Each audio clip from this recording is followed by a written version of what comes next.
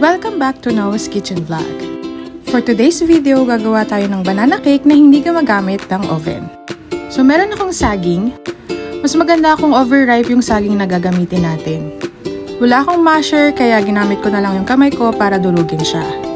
So pag dulog na, maglagay tayo ng 2 itlog. And then haluin lang natin ng mabuti. Pagkatapos naglagay ako ng 1/4 cup ng cooking oil. Haluin lamang natin ng mabuti hanggang mag-well combine ang ating ingredients.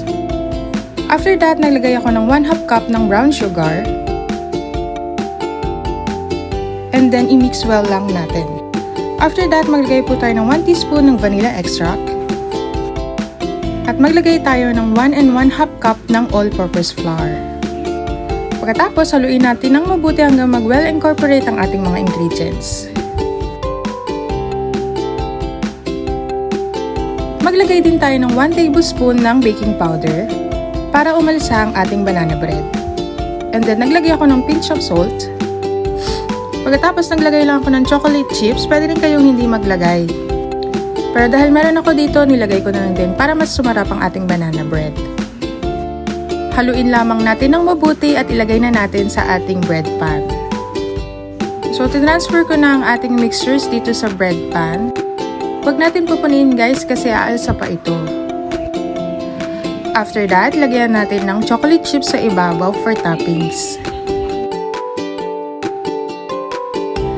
Tapos, dahil wala akong malaking kawali, kaldero na lang ang aking ginamit. So, pinreheat ko na to at nilagay ko na ang ating mixture. So, takpan natin ng mabuti at hayaan lang natin siyang mag-bake for 1 hour. Please take note, wag natin bubuksan yung takip hanggat hindi pa umaabot ng 1 oras.